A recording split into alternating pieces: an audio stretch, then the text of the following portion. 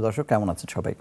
আপনাদের সবাইকে আমন্ত্রণ জানাচ্ছি নেক্সাস টেলিভিশনের নিয়মিত আয়োজন কেমন আছেন অনুষ্ঠানে। আমি ডাক্তার হাসান শাহরিয়ার কল্লোল। আপনারা জানেন যে এই অনুষ্ঠানে আমরা নানা ধরনের রোগ নিয়ে কথা বলে থাকি, রোগের প্রতিরোধ প্রতিকার এগুলো কীভাবে করতে হয় সেগুলো নিয়ে কথা বলি। আজকে আমরা যে বিষয়টা নিয়ে কথা বলবো সেটা হচ্ছে কণ্ঠের যত্ন।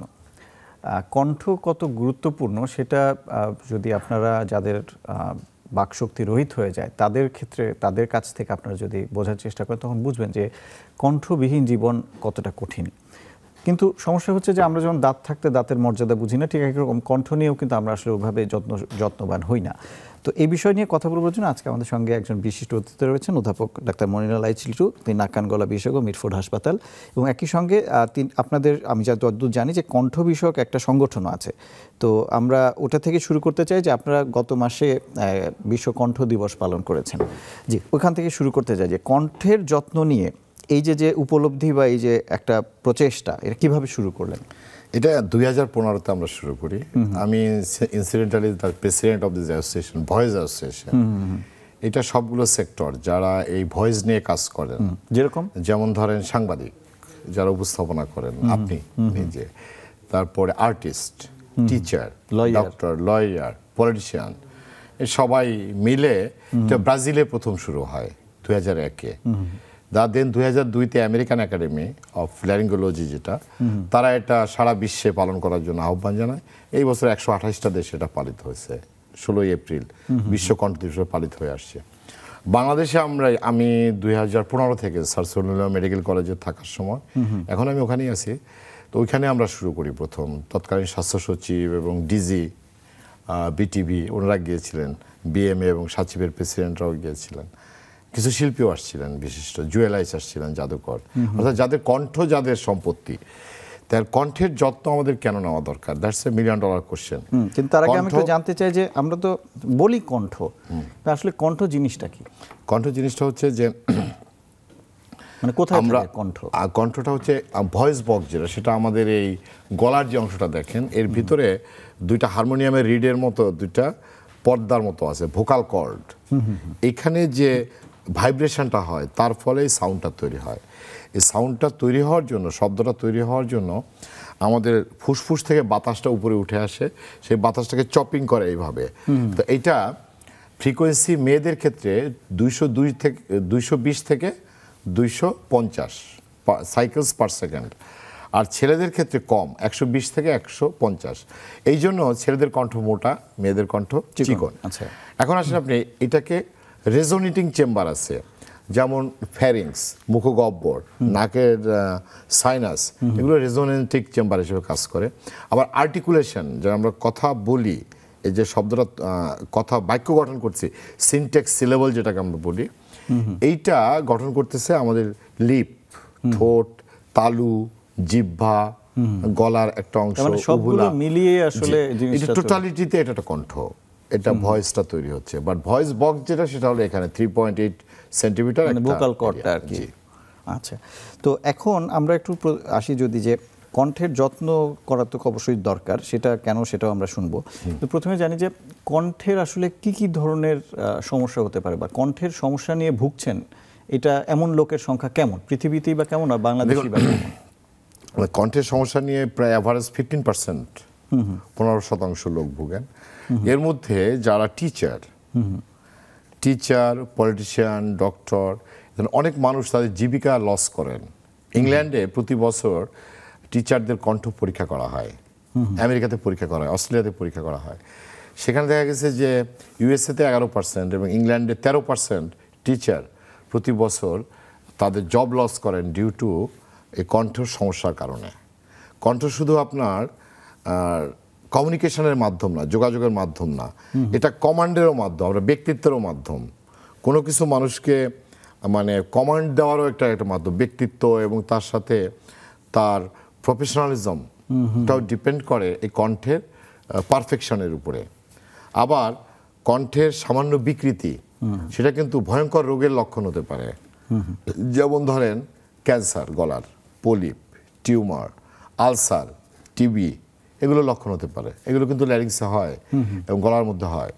সো কণ্ঠের যদি সামান্য বিকৃতি ঘটে, যেটা আমরা হোর্সনেস বলি, এবং এর সাথে যদি 1 সপ্তাহের বেশি পারসিস্ট করে, তাহলে চিকিৎসা নিতে হবে, কারণ জিপির কাছ থেকে চিকিৎসা নেওয়া যায়। আবার যদি এটা 3 সপ্তাহের বেশি হয় তাহলে স্পেশালিস্টের কাছ থেকে চিকিৎসা নিতে হবে। 1 মাসের বেশি যদি এটা পারসিস্ট করে তাহলে একটা FOL করতে হয়, fibre optic laryngoscopy. That is the protocol world wide now. So আবার এই কণ্ঠের আপনার পরিবর্তনও করা সম্ভব। যেমন ধরেন অনেকের মেল, উনি একজন এক্সিকিউটিভ, তার যদি ফিমেল টাইপের ভয়েস থাকে, মহিলা টাইপের ভয়েস থাকে, তাহলে কি হবে? ওনার কমান্ডটা মানুষ নিতে চাইবে না। What happens to the society? মানে মেল ভয়েসকে আবার ফিমেল ভয়েসে রূপান্তরিত করা যায়, ফিমেল ভয়েসকে আবার মেল ভয়েসের। মাইকেল জ্যাকসন যে তার অপারেশন, আপনার ফোনো সার্জারি বলে এটাকে। এবং কণ্ঠের যত্নে নানা রকম বিষয় রয়েছে। প্রথমে আমরা খেয়াল করব যে কণ্ঠমতের জন্য যেন নষ্ট না হয়। এটা কেন নষ্ট হয়? প্রথমত নষ্ট হয় ওভার ইউজের জন্য, অর্থাৎ আপনি অতিরিক্ত ব্যবহার করতেছেন। যে কোনো জিনিস, যে কোনো যন্ত্র আপনি অতিরিক্ত ব্যবহার করলে এটা নষ্ট হবে। আন্ডার ইউজ আর ওভার ইউজ দুইটাই খারাপ। যেমন আপনি যদি অল্প ফিসফিস করে কথা বলেন তখনও কিন্তু কণ্ঠের উপর বেশি প্রেশার পড়ে। আবার জোরে কথা বললে হঠাৎ করে দেখবেন মারা চেঁচিয়ে কথা বলে, পলিটিশিয়ানরা জোরে চিৎকার করে কথা বলে, আমরাও অনেক সময় জোরে কথা বলি, ক্যানভাসাররা জোরে কথা বলে, তাদের গলা হাইপারট্রফি হয়ে যায়, ভোকাল কর্ডটা মোটা হয়ে যায়। যখন মোটা হয়ে যায় তখন ভয়েসটা চেঞ্জ হয়ে যায়। You got it? তো এখানে এছাড়াও ধরেন অ্যালার্জি, এটা কিন্তু কণ্ঠের উপর দায়ী। বারবার ইনফেকশন হলে তখন কণ্ঠস্বর মোটা হয়ে যায়, অর্থাৎ ভোকাল কর্ডটা মোটা হয়ে যায়।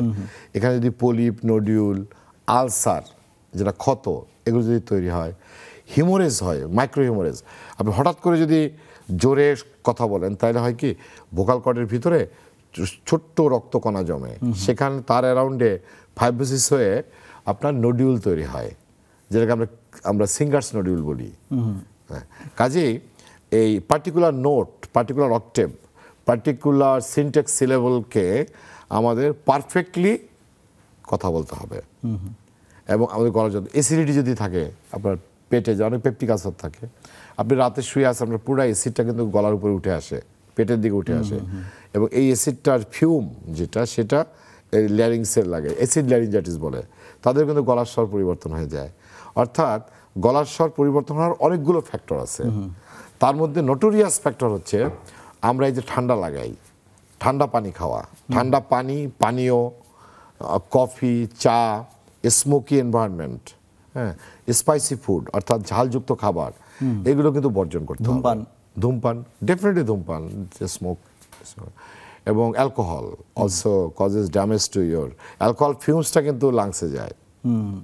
Alcohol itself goes to the stomach, but অ্যালকোহলের যে অ্যারোসল ফর্মটা তৈরি হয় গলার মধ্যে গেলে, সেটা কিন্তু আপনার ইয়েতে যায়, ল্যারিংসে যায় এবং লাংসে যায়।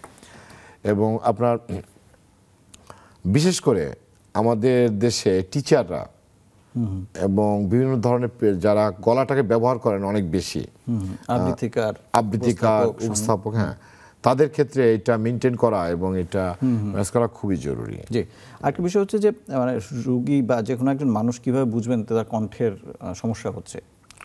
কারণ হয়তো অনেক ক্ষেত্রে দেখা যাচ্ছে শুরুতে বুঝতে পারছেন না, অনেক বেশি ক্ষতি হয়ে যাওয়ার পর তারা হয়তো চিকিৎসকের কাছে আসছেন। হ্যাঁ, এরকম ঘটে বিশেষ করে ক্যান্সারের ক্ষেত্রে আমরা পাই।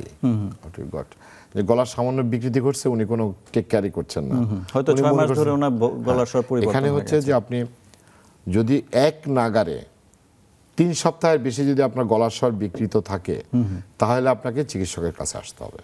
3 সপ্তাহ স্পেশালিস্টের কাছে। 1 সপ্তাহের বেশি হলে আপনাকে নর্মাল চিকিৎসকের কাছে, জিপি, যেটা আমরা জেনারেল ফিজিশিয়ান, MBBS। আর 3 সপ্তাহের বেশি যদি হয় তাহলে আপনাকে যে কোনো একজন বিশেষজ্ঞের কাছে আসতে হবে, whether ENT specialist or chest specialist, whoever can deal it. Okay, so বা মেডিসিন স্পেশালিস্ট আসলে উনি একটা আপনাকে গাইডলাইন দিতে পারবে যে হাউ টু কিওর ইট, অথবা পরীক্ষা নিরীক্ষা করে দেখলো, হ্যাঁ, খুঁজে বের করলো। জি, তো স্বরের বিকৃতি তো নিজেই বোঝা যায়।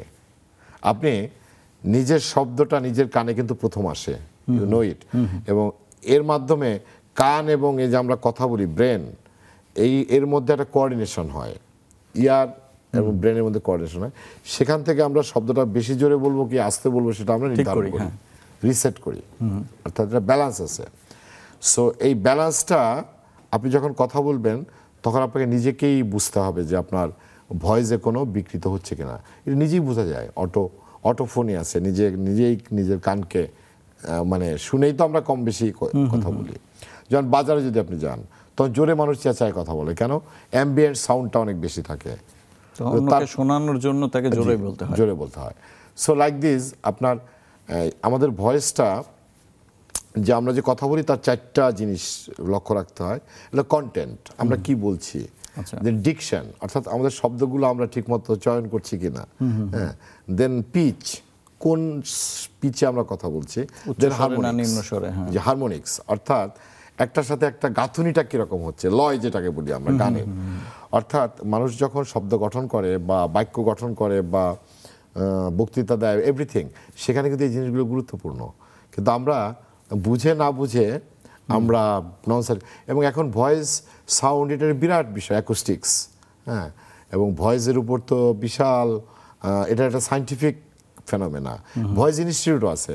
আমি লতা মঙ্গেশকরের ভয়েস ইনস্টিটিউটে ঘুরে আসছি 2002-তে পুনেতে, হ্যাঁ, এবং অস্ট্রেলিয়াতে ভয়েস ইনস্টিটিউট আছে।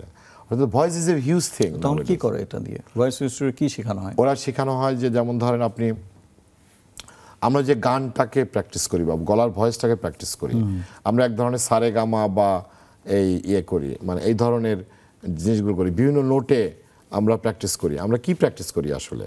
প্র্যাকটিসটা করা হয় আপনার যে ভোকাল কর্ড তার শক্তিটা বাড়ানো হয়, সে যেমন বিভিন্ন ফরম্যাটে যেতে পারে, ফ্রিকোয়েন্সিতে যেতে পারে, বিভিন্ন সিন্টিলেশন, হ্যাঁ, তারপর স্ট্যাকাটো, বিভিন্ন ধরনের মেথডটা এইভাবে চলে আসে। এটা কিন্তু ইয়েতেও আছে, আপনার ইউরোপেও আছে আপনার।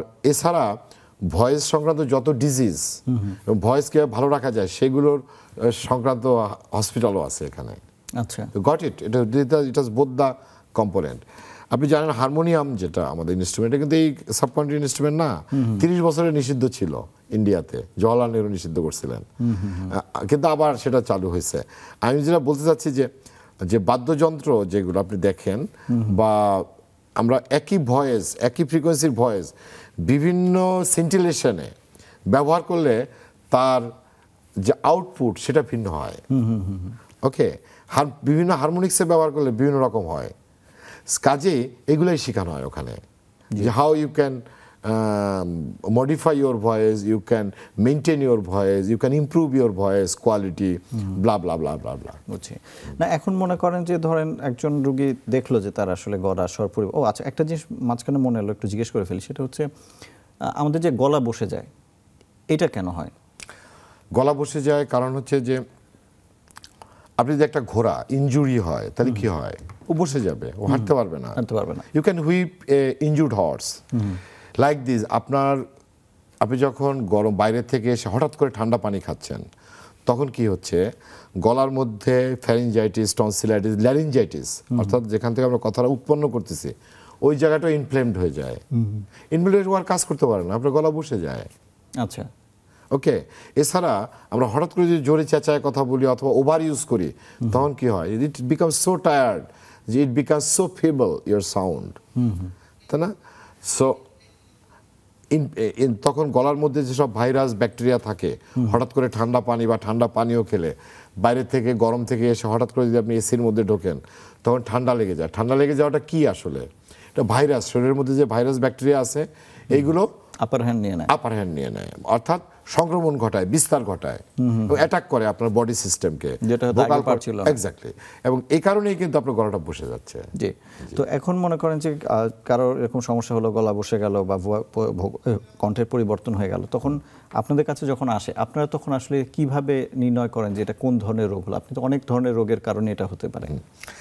দেখুন, হিস্ট্রিটা হলো প্রধান। আমরা তাকে হিস্ট্রি নেই, আপনি রিসেন্টলি আপনি কি মানে করেছেন, অর্থাৎ এই ধরনের কোনো কাজ করছেন কিনা, বাইরে থেকে এসে হঠাৎ করে বাথরুমে ঠান্ডা পানি দিয়ে গোসল করছেন কিনা, আপনি হঠাৎ করে এসির মধ্যে গেছেন কিনা, মানে লাইক দিস আমরা হিস্ট্রিগুলো নেই। তার অ্যাসিডিটি আছে কিনা, অর্থাৎ এটা আছে কিনা, তার এর আগে কখনো টনসিলাইটিস বা এই ধরনের কোনো অসুখ হয়েছে কিনা, এই ধরনের গলা বসে গেছে কিনা, অ্যালার্জি আছে কিনা, এগুলো থেকে আমরা হিস্ট্রি নেই। আমি এখানে ছোট্ট একটু কথা বলে রাখি, যেটা পাবলিকের জানা খুবই দরকার। এটা হচ্ছে সাইবেরিয়াতে মানুষ থাকে, ইউনো, এটা মাইনাসে থাকে। নর্ডিক কান্ট্রি যেগুলো, নরওয়ে, সুইডেন, রাশিয়া, এসব দেশে হলো মাইনাস টেম্পারেচার, তাই না? অলওয়েজ থাকে, মোর অর লেস। সেখানে মানুষ থাকছে। আবার সৌদি আরব, মিডল ইস্ট, কাতার, ওমান, এইসব দেশগুলো অনেক টেম্পারেট দেশ, অনেক টেম্পারেচার, তাদের কিন্তু এই সমস্যাটা হচ্ছে না। আপনার হচ্ছে কেন হঠাৎ করে? আপনার সমস্যা হচ্ছে এই কারণে তাপমাত্রা ওঠানামা হচ্ছে। তাপমাত্রার তারতম্যটা গুরুত্বপূর্ণ, নট দ্য টেম্পারেচার ইটসেলফ। মানে অনেক ঠান্ডা হলে ভালো বা অনেক গরম হলে ভালো, সে অ্যাক্লিমেটাইজ হয়ে যায়, তার শরীর এবং শরীরের জীবাণু, শরীরের রোগ প্রতিরোধ ক্ষমতা ওটার সাথে মানে অভিযোজিত হয়ে যায়। এখানে কিন্তু আপনি অভিযোজন না করেই আপনি করছেন, সেই জন্য এসি থেকে নেমে, এসি থেকে নামার আগে গাড়ির থেকে বা রুম থেকে বেরোর আগে 5 মিনিট আগে এসি বন্ধ করতে হয়। আবার বাইরে থেকে গিয়ে আপনি যখন গোসলে ঢুকবেন অন্তত 5-10 মিনিট ওয়েট করে গায়ের ঘামটা মুছে রুম টেম্পারেচার অ্যাডজাস্ট হয়ে ঠান্ডা পানি দিয়ে গোসল না করাই ভালো। কুসুম গরম দিয়ে গোসল করা হলো সারা বছর। I myself do it. আপনি চাইনিজরা কিন্তু গরম পানি খায়, তা জানেন তো? সবসময় শীত গ্রীষ্ম সবসময় তারা গরম পানি খায়।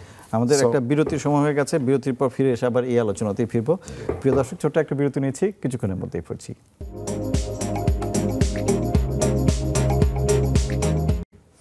প্রিয় দর্শক, আরেকবার স্বাগত জানাচ্ছি। কেমন আছেন অনুষ্ঠানে? আজকে আমরা কথা বলছিলাম কণ্ঠের যত্ন নিয়ে। আমাদের সঙ্গে আছেন ডক্টর মনিরুল্লাহ আইচ লিটু। বিরতির আগে আমরা কথা বলছিলাম যে আপনাদের কাছে রোগীরা যখন আসে তখন আপনারা কিভাবে রোগটা নির্ণয় করেন।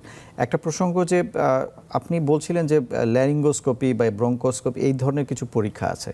তো প্রশ্নটা হলো যে অনেকেই কিন্তু এই পরীক্ষাটা ভীতির জন্য পরীক্ষা করেন না এবং তখন দেখা যায় যে রোগটা হয়তো অনেক অ্যাডভান্সড অবস্থায় এসে ধরা পড়ছে। আপনি কি একটু বলবেন যে এই পরীক্ষাটা আপনারা কিভাবে করেন বা এটা কি আসলেই ভীতিপ্রদ কোনো পরীক্ষা? এটা খুব সিম্পল পরীক্ষা, মানে এটা কিন্তু আমরা মুখের মধ্যে এখন তো 90 ডিগ্রি হপকিন্স রড যেটা, তাই না, ওইটা জিহ্বার পিছনে জাস্ট একটু ধরে আমরা এটা ক্যামেরা দিয়ে আমরা ভিতরের ছবিটা নিয়ে নিতে পারি।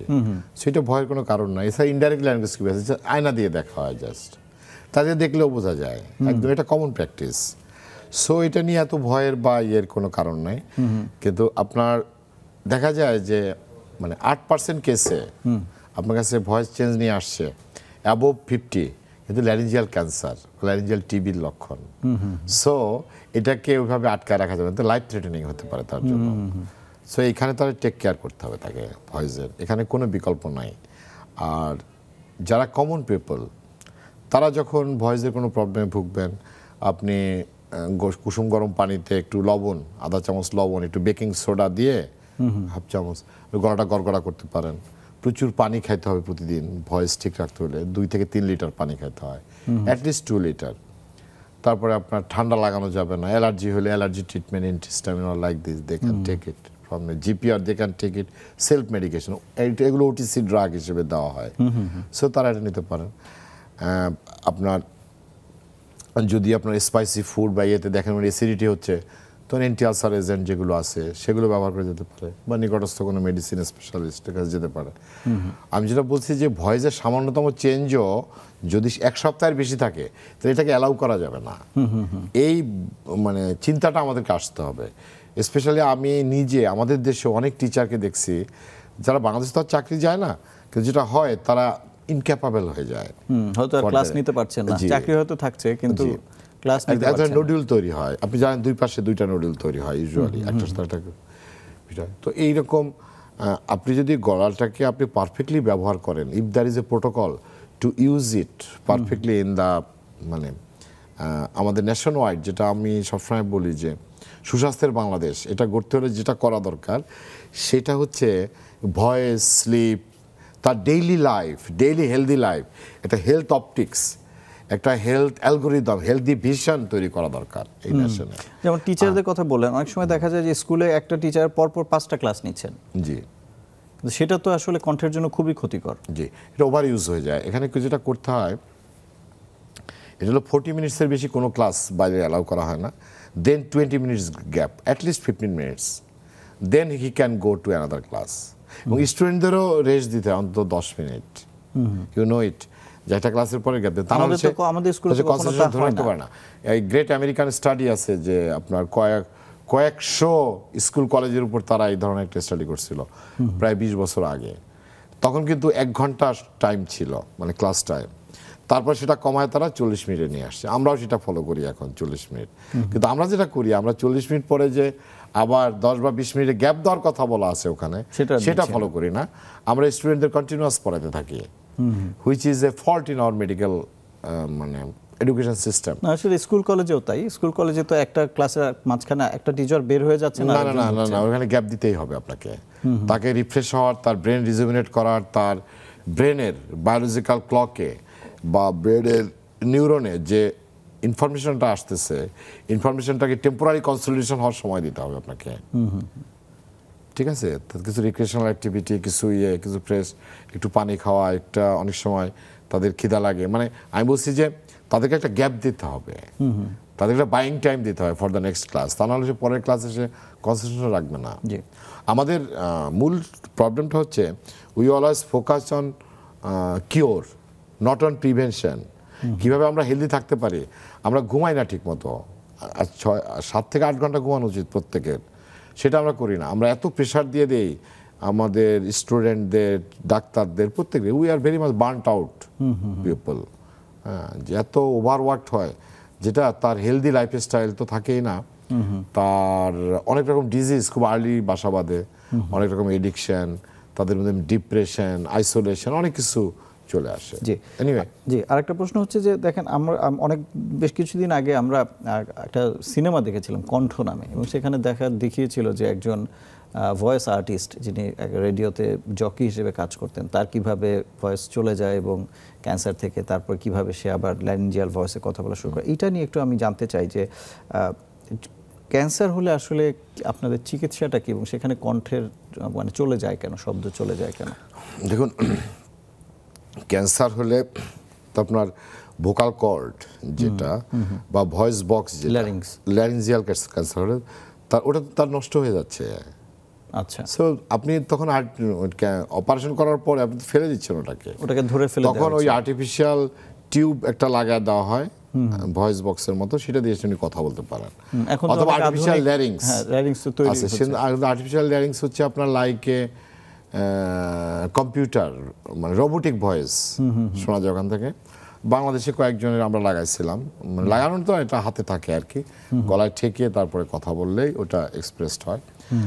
আর কৃত্রিম লেরিং যেটা রিপ্লেস করা যেটা বিষয়, সেটা খুব সাকসেসফুল হয় না। সেটা শুরু হয়েছে আপনার 90-র দশক থেকে ইংল্যান্ডে, কিন্তু এটা খুব একটা সাকসেসফুল কোনো ক্যাডাভার থেকে নিয়ে যেটা লাগানোর, যেটা বা ইয়ের থেকে আপনার যা আপনার অঙ্গ প্রত্যঙ্গ যে ভায়াবল থাকা অবস্থায়, ব্রেন ডেথ হয়েছে, যেভাবে আমরা ওইভাবে করার প্ল্যান, কিডনি ট্রান্সপ্লান্ট, কিন্তু এটা খুব একটা সাকসেসফুল কোনো ফেনোমেনা না এখনো। হ্যাঁ, এটা প্রিভেনশন। আমি যেটা বলবো যে আপনি যাতে এটা না হয় সেটা দেখাটাই হলো সবচেয়ে বড় দরকার। তো যদি প্রিভেন্ট করতে হয় বা এটাকে প্রতিরোধ করতে হয়, তাহলে সেক্ষেত্রে আসলে কি কি করা উচিত? দেখুন, প্রিভেনশনের ক্ষেত্রে আমি বুঝছি যে আগে প্রথম আমাদের বুঝতে হবে যে আমরা ভয়েসটা কি কারণে অ্যাকোয়ার করছি। একটু যদি আমরা ফাইলোজেনেরি বা অন্টোজেনি অথবা জেনেটিক পয়েন্ট অফ ভিউ থেকে আমরা চিন্তা করি, হিউম্যান এভলিউশন থেকে চিন্তা করি, আমাদের ভয়েস কিন্তু আগে ছিল না। আমার যেসব প্রাণীর মুখ লম্বা কিন্তু গলা খাটো কম্পারেটিভলি, তারা কিন্তু কথা বলতে পারে না, ভয়েস তৈরি করতে, এক ধরনের সাউন্ড তৈরি করতে পারে। যেমন গরু, ঘোড়া, হাতি, এরা এক ধরনের সাউন্ড প্রডিউস করে, ছাগল, তারা এক ধরনের, সবই একই রকম শব্দ। শুধুমাত্র পৃথিবীতে 3টা প্রাণী তারা শব্দ তৈরি করতে পারে, সিনটেক্স সিলেবল। এর মধ্যে একটা হচ্ছে একজন, প্রথম হচ্ছে মানুষ, 2 নম্বর হচ্ছে শিম্পাঞ্জি, 3 নম্বর হলে বানর। কারণ তাদের মুখ কম্পারেটিভলি ছোট এবং গলা কম্পারেটিভলি লম্বা। এর আগে আমাদের যদি আমরা ইভলিউশনারি পয়েন্ট অফ ভিউ থেকে দেখি, তাহলে মুখ লম্বা ছিল। আফ্রিকানদের দেখবেন মুখ কম্পারেটিভলি লম্বা, ঠিক আছে, এটা ছোট হয়েছে। এটা 48,000 বছর আগের কথা। তখন মানুষ আস্তে আস্তে ইমোশনকে এক্সপ্রেস করার জন্য বা যার যার জিওগ্রাফিক্যাল এরিয়ায় যে লোকগুলো ছিল, তারা তাদের মতো সিনটেক্স সিলেবল তৈরি করছে। দ্যাটস ওয়াই পৃথিবীতে 10,000-এর বেশি ভাষা আছে, মানে যার যার মতো করে তারা তৈরি করেছিল। এই জন্যই আপনার এই ভাষাটা ভিন্ন। ওকে, এখন অন্য কিছু প্রাণী তারাও একজনের সাথে কমিউনিকেট করতে পারে, কিন্তু খুব এফেক্টিভ না। যেমন ডলফিন, এখন বলা হয় যে গাছও কমিউনিকেট করতে পারে একজনের সাথে, কিন্তু তাদের এক্সপ্রেস করার কোনো সিনটেক্স সিলেবল, কোনো সাউন্ড নাই, তারা শব্দ তৈরি করতে পারে না। তো voice has not only for your expression, also sometime two Impress others. যেমন ধরেন কণ্ঠশিল্পীরা, তারা ভয়েস দিয়ে কি করেন, অন্যকে ইমপ্রেস করেন, তাই না? ক্যানভাসাররা অর্থাৎ পলিটিশিয়ানরা, তারা অন্যদিকে কণ্ঠ দিয়ে এবং বাক্য দিয়ে অন্যকে তাদের মতামতটা জানান এবং ইমপ্রেস করেন। কণ্ঠের যত্নে নিতে হলে প্রথম জিনিস হচ্ছে আপনাকে রেগুলার এক্সারসাইজ প্রোটোকলে থাকতে হবে, অর্থাৎ আধা ঘন্টা আপনাকে হাঁটতেই হবে ডেইলি, 40 মিনিট বলা হয়। এবং যারা প্রফেশনাল অর্থাৎ পেশাগত কণ্ঠ ব্যবহারকারী, তাদের ওই কণ্ঠের যে ব্যবহার করার জন্য যে অতিরিক্ত ব্যবহার করার জন্য যে স্ট্রেংথটা তৈরি করা দরকার, ওই সারেগামা বলেন বা বিভিন্ন ধরনের অনুশীলনের মাধ্যমে এটা তার তৈরি করতে হবে। ওকে, কণ্ঠ যেন ক্ষতি না হয় সেই কাজটা তাকে করতে হবে। যেমন ধরেন অতিরিক্ত আপনি মশলাযুক্ত খাবার আপনি খেতে পারবেন না, অতিরিক্ত ফ্যাটি ফুড আপনি খেতে পারবেন না, আপনি অন্যান্য যে জিনিসগুলো আমি আগেও বলেছি যে ঠান্ডা, অতিরিক্ত গরম, এগুলো আপনি পরিহার করতে হবে। আপনাকে ব্যালেন্স ফুড খেতে হবে, এক্সারসাইজ করতে হবে, বাম কাতে উঁচু বালিশে শুইতে হবে। কেন? বাম দিকে আমাদের স্টমাক থাকে পেটের, তো আপনি যদি ডান কাতে শোন তাহলে রাত্রে ওই অ্যাসিডটা উপরে উঠে আসবে আরো বেশি, কিন্তু বাম কাত হয়ে শুলে হবে না। জি, এই জন্য দেখবেন অপারেশনের পরে আমরা রোগী কিন্তু বাম কাতে মুখ কাত করে রাখি, সায়েন্স পজিশন যেটাকে আমরা বলি, তাই না? তো এর সাথে সাথে আপনার যদি যেদিনকে পারফরমেন্স থাকবে, ধর একজন গায়ক, উনি আজকে বক্তৃতা দিবেন, উনি আজকে মানে গান গাবেন, তাহলে ওনাকে ওই দিন ওনাকে বা আগের দিন থেকে ওনাকে কমপ্লিট ভোকাল রেস্ট নিতে হবে, ভয়েস রেস্ট নিতে হবে, কারণ উনি অনেক বেশি স্ট্রেস দিতে হবে ওনার গানের সময়। একটু থামাচ্ছি কারণ আমাদের আরেকটা বিরতির সময় হয়ে গেছে। দর্শক, আরেকটা বিরতি নিচ্ছি, ফিরছি কিছুক্ষণের মধ্যেই।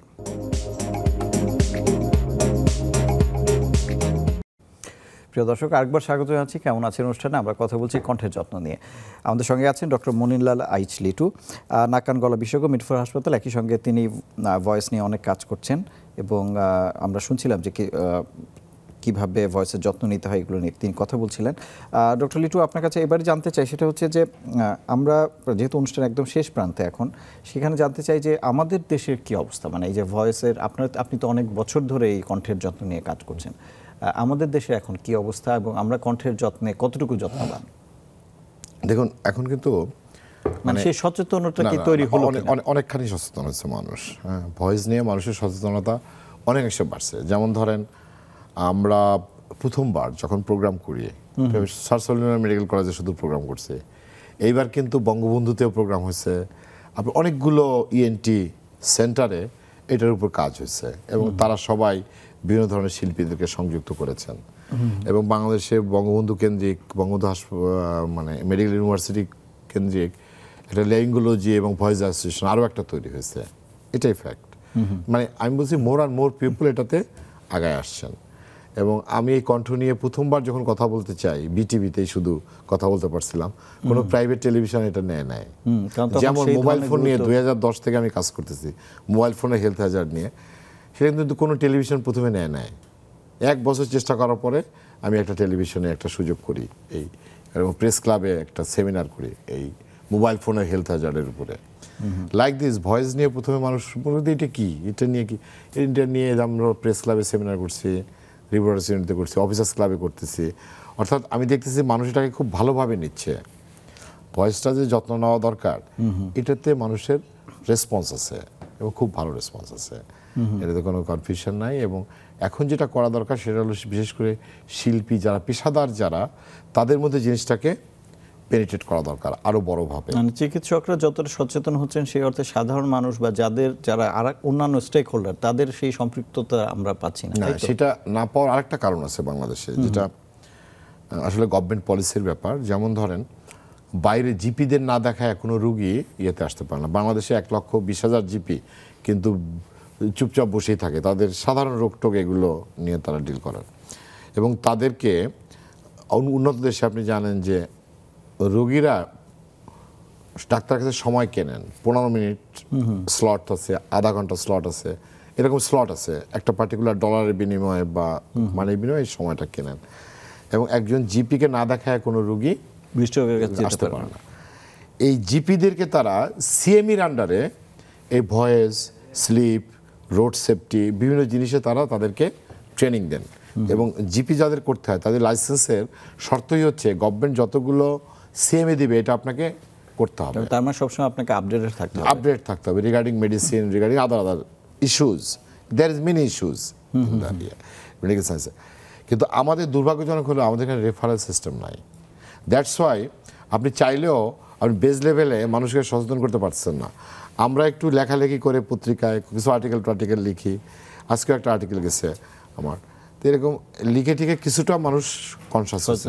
কিন্তু আপনি গভর্নমেন্টের মেশিনারি যেটা আছে, ধরেন আপনি যদি বাংলাদেশে যদি হিসাব করেন যে 17,31 লক্ষ লোক, আপনার মোবাইল আছে 18,70 লাখ, ওকে।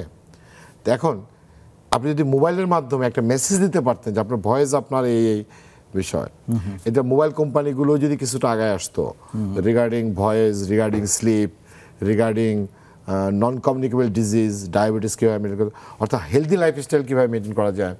ড্রাইভার আছে ধরেন 40 লাখ, তাদেরকে যদি ড্রাইভার সেফটি কীভাবে থাকে, তারা তো আপনি জানেন যে 24টা ডিজিজ তাদের দেখতে হয় প্রতি বছর, তাদের খাওয়া দাওয়া, ঘুম, এগুলো আইডিয়ালি থাকতে হয়, তার সাইকেট্রিক কন্ডিশন, মানসিক কন্ডিশনটা এফেক্ট করে তার গাড়ি চালানোতে, এগুলো দেখতে হয়। এগুলো জন্য যে একটা total algorithm, total health optics, সেটা বাংলাদেশে গড়ে ওঠে নাই। এবং এটা তৈরি করতে হয়তো স্বাস্থ্য মন্ত্রণালয়কে বাই বেস হবে ডাক্তাররা, ঠিক আছে, পেশাজীবীরা, তাইলে আপনি এই অ্যালগোরিদমটা তৈরি করতে পারতেন দেশে।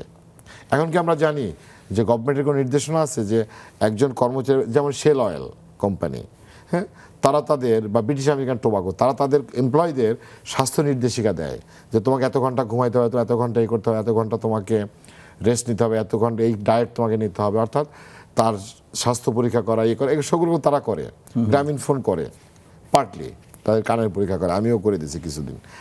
তো আমি বলছি যে এই টোটাল হেলথের যে একটা মানে দর্শন, ফিলোসফি, সেটা আপনার জাতিকে তৈরি করতে হবে রিগার্ডিং, এবং এটা তৈরির দায়িত্ব নিতে হবে স্বাস্থ্য মন্ত্রণালয়কে বাই ডক্টরস, কারণ ডাক্তারদের কথা মানুষ শোনে, অন্য কারোর কথা কিন্তু শোনে না। একটা ক্যানভাসারের কথা মানুষ শুনবে না হেলথের বিষয়ে, কিন্তু একজন চিকিৎসকের কথা সে গুরুত্বের সাথে নেয়, ওকে। এবং আমাদের পাঠ্যপুস্তক থেকে শুরু করে সব জায়গায় আপনার এই হেলথের এই বিষয়গুলো আনতে হবে। ঘুমের অভাবে আপনি জানেন যে আপনার ভয়েস চেঞ্জ হয়, ঘুমের অভাবে এক রাত আপনি না ঘুমান, পরদিন সকালে দেখে আপনার ভয়েস কীরকম হয়, গলা বসে যাবে। অর্থাৎ ঘুম, আপনার ভয়েস, আপনার ব্যালেন্স ডায়েট, নন কমিউনিকেবল ডিজিজ যেগুলো সংক্রামক ব্যাধি, এগুলো সম্পর্কে মানুষের একটা বেসলাইন ধারণা দিতে হবে। তার স্বাস্থ্য উনি কীভাবে ভালো রাখবেন সেই ধারণা তাকে দিতে হবে। রোগ উনি কীভাবে প্রিভেন্ট করবেন সেই ধারণা তাকে দিতে হবে। সরি, এগুলো আপনার একদম স্কুল লেভেল থেকে। আপনি জানেন যে বাংলাদেশে বয়ঃসন্ধিকালে মেয়েদের যে সমস্যাটা হয়, সেটা নিয়ে রিসেন্টলি প্রজেক্ট নেওয়া হয়েছে, অথচ সারা পৃথিবীতে 50 বছর আগে নেওয়া হয়েছে। এই শব্দ দূষণের কারণে যে গাড়ির সংখ্যা কমাইতে হবে বা কন্ট্রোল করতে হবে, 1970 সালে আমেরিকাতে এটা নিয়ে ল হয়েছে, 1972 ইউরোপিয়ান ইউনিয়ন এটা ল করছে, কিন্তু আপনি বাংলাদেশে এটা নিয়ে ল হয়েছে 2006 সালে। So how backward we are in case of our health issues. এটা সবচেয়ে বায়ু দূষণের শহর, সবচেয়ে শব্দ দূষণের কান্ট্রি, সবচেয়ে প্লাস্টিক দূষণের country after Philippines and Thailand. So আমাদের দেশটাকে আমরা কিভাবে হেলথের দিক থেকে ভালো রাখবো, সেটা একটা টোটালিটি। এখানে লিডারশিপটা হেলথ মিনিস্ট্রিকে এবং চিকিৎসকদের দিতে হবে, এবং তারা একটা ফেনোমেনা তৈরি করবে যেটা সবাই ইমপ্লিমেন্ট করবে, প্রাইমারি স্কুল থেকে শুরু করে প্রত্যেকটা মসজিদ, ধর্মীয় উপাসনালয়, তাদের যারা চিফ আছেন তাদেরকে বুঝাইতে হবে। অনেকগুলো ইস্যুজ আছে, মানে স্বাস্থ্যের বিষয়টাকে আসলে খুব গুরুত্ব দিয়ে সবগুলো প্রতিষ্ঠানকে সম্পৃক্ত করতে হবে। ওয়ার্ল্ডের 1 নম্বর প্রায়োরিটি হচ্ছে পৃথিবীর সব দেশের, except some third world countries, except some few. আপনার 1 নম্বর প্রায়োরিটি হচ্ছে স্বাস্থ্য। স্বাস্থ্য নিয়ে গভর্নমেন্ট চেঞ্জ হয়ে যায়। আপনি জানেন বারাক ওবামা কেয়ার নিয়ে গভর্নমেন্ট চেঞ্জ হয়ে গেছিল, তাই না? ট্রাম্প চলে আসছিল, ওবামা কেয়ার ফেইল্ড, ঠিক আছে। আপনার বাইরে যেটা হয়, যেমন ওদের দেশের ডাক্তাররাই ফর্মুলেট করে দেয় যে স্বাস্থ্যের বিষয়ে কি হবে, নেক্সট ইয়ারে বাজেট, কোন কোন জায়গায় আইন আনতে হবে, কোন কোন জায়গায় চেঞ্জ করতে হবে। কিন্তু আমাদের দেশে যে অবস্থা চলতেছে, government is trying, I hope that someday it will come. জি, অধ্যাপক মনিরুল রাইস লিটু, আপনাকে অনেক ধন্যবাদ। আজকে আমরা মানে কণ্ঠের বিষয়ে অনেকগুলো বিষয় নিয়ে কথা বললাম। আমার মনে হয় যে আমাদের যারা, বিশেষ করে যারা সাংবাদিক, যারা কণ্ঠের ব্যবহার করেন, আবৃত্তিকার, গায়ক এবং অভিনেতা অভিনেত্রী, উকিল, শিক্ষক, চিকিৎসকরা তো অবশ্যই, সবাই যদি আসলে এই বিষয়টাকে নিয়ে কথা বলতে শুরু করেন, তখন আমার মনে হয় যে কণ্ঠ সম্পর্কে সাধারণ মানুষ যারা, তারাও আসলে হয়তো মানে এই ব্যাপারে উৎসাহিত হবে কিংবা তারা এই ব্যাপারে সচেতন হবে। তখন হয়তো আমরা মানে এখন আমাদের যে সমস্যাটা তৈরি হচ্ছে কণ্ঠ নিয়ে, সেটা হয়তো অনেকটাই কমে যাবে। আপনাকে অনেক ধন্যবাদ। প্রিয় দর্শক, আজকে আমরা এখানে শেষ করছি। কণ্ঠের যত্ন আমরা আশা করব যে আপনারা সবাই কণ্ঠের যত্ন নেবেন। যাদেরকে কণ্ঠ ব্যবহার করতে হয় তারা তো অবশ্যই নেবেন, এবং যাদের ব্যবহার করতে তেমন হচ্ছে না, আপনি যদি মনে করে থাকেন যে কণ্ঠ আপনার তেমন কোনো গুরুত্বপূর্ণ না, সেটা কিন্তু ভুল করবেন। এবং কণ্ঠের যে কথাটা আমাদের অতিথি আজকে বললেন যে 3 সপ্তাহের বেশি কোনো কারণে যদি আপনি দেখেন যে আপনার কণ্ঠের স্বর পরিবর্তন হয়ে গেছে, অবশ্যই একজন বিশেষজ্ঞের পরামর্শ নিতে হবে। এই কথাগুলো আপনারা যদি মনে রাখেন, আমার মনে হয় যে আজকে আমাদের এই অনুষ্ঠান সার্থক হবে। সবাইকে ধন্যবাদ জেনে শেষ করছি। আগামীকাল হয়তো নতুন কোনো বিষয় নিয়ে কথা হবে।